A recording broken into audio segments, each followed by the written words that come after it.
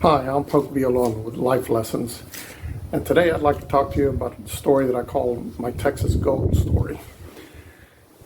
Back in the 70s, if some of y'all remember, when you'd go to the supermarket, or your mom would go to the supermarket, your parents, the equivalence of getting points on your credit card, like today if you use your credit card, they give you a 1%, 1.5%, 2%, whatever the case may be.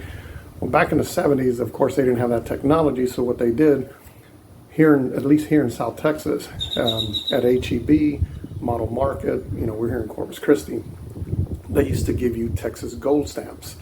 And your smaller supermarkets did the same thing. And what this was they would give you a book, and I don't even remember how many pages, 20, 25 pages in this book, kind of looked like a bingo card with a bunch of little squares on there. Well, the idea was when you went and say your mom bought $100 worth of groceries, they cranked out on this little machine, they do it with their finger, they could count them, and it would spit out all these stamps. And they would throw it in your bag, you'd take it home. And the idea was to fill up these books. And when you'd get home, my mom would get home and she'd break out some books. And here's the kids licking all the stamps, filling up the books.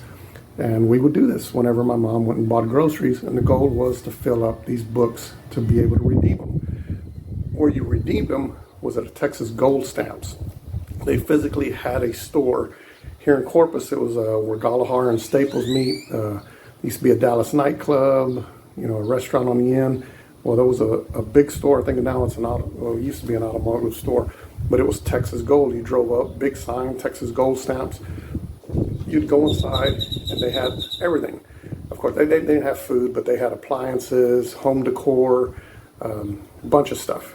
So you just go in there, walk around. But the way they did this was, it was a store where you could pay cash, but it would also tell you, when you looked at the description, say you went and you found a mirror for the bathroom, and it would tell you, well, this is $15, but it's one book, or two books or three books, whatever the case is. Of course, the higher price items, you had to redeem more books. So you'd see these people come in with bags of books because the book had to be full for you to be able to redeem it.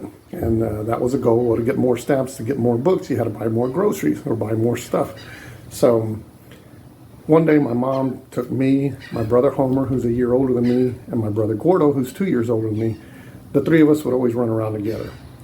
My mom takes us to Texas Gold Stamps. She's got her bag full of books, ready to redeem them to get stuff for the house. So first mistake my mom made was she went into the store, and her and Gordo went in one direction, and Homer and I went in our own direction. So that was the first issue. So Homer and I were running around looking at all the stuff. They had sporting goods. They had everything in this store.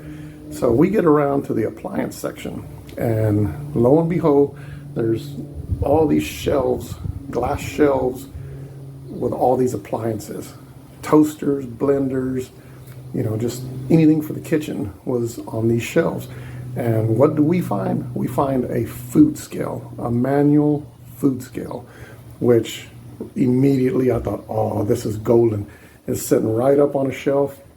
And Homer and I were 1 year, 1 month, and a day apart, but I outgrew him by the time I was 2 or 3. So we were always the same size. I was a little huskier than him. They used to call him huesitos, which means bones in Spanish. So he was skinnier, I was huskier, big bone, whatever you want to call it. So we get to the food scale, and I kind of push my fingers to make the needle, go a little bit, push it down again, make it go a little further. So I come up with this great idea. I said, you know what, because I've always been competitive. I told Homer, you know what, let's see who can push the most pounds on this scale. And I said, you go first. So Homer gets up there with his little skinny arm. He's pushing down, the needles, barely going. He's pushing. I said, okay, get back, whatever it was, 16, 18. So he moves back, so I get up there with my little husky hand and start pushing down. And all of a sudden, crash, the display case breaks, and it's like a domino effect. Bam, bam, bam, bam, bam, bam. Everything's just falling, glass, appliances, all down. So I'm sitting here holding the food scale in my hand and looking down, and there's just glass and appliances and Homer standing right there. But I look further down the aisle, and it was like a bad scene from a movie. My mom pokes her head around the corner, looking toward me, and then below her, my brother Gordo sticks his head like he was a part of her below him looking at me. And I just set the scale down, and I'm just standing there, and my mom's coming fast down that aisle. And in one swoop, she gets me by one ear, she gets Homer by an ear, and she starts dragging us to the front. Gordo's right behind us, and she gets to that front door. People, of course, are looking, workers, everybody's just looking at us, and she drags us to that front door, and she tells us, you go get in the car right now. I'll be there in a few minutes after I fix this. Okay, so Homer and I go to the car, and back then we drove this big station wagon, so we're just sitting in the back seat, you know, waiting for my mom, and just waiting. So here she comes, and right through the window, whap, whap, whap, she hits me. Don't you ever embarrass me in that store like that again, and blah, blah, blah. You're lucky we didn't have to pay for this or that. And Gordo gets in the car, and my mom gets in the car, and I just look at Homer shaking my head, and she starts to back out with the old classic line, you know, you wait till you get home and I tell your dad. So that was one of my incredible adventures when we were younger with Texas Gold Stamps.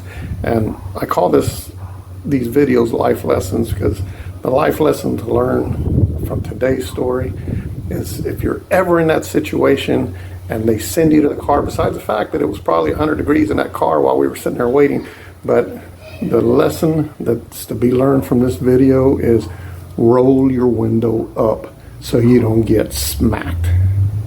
So take it for all it's worth. Thank you for watching this video. I hope you enjoy it and continue to watch life lessons. Subscribe to my YouTube channel, Poke Violon, and hope to see you soon. Thank you.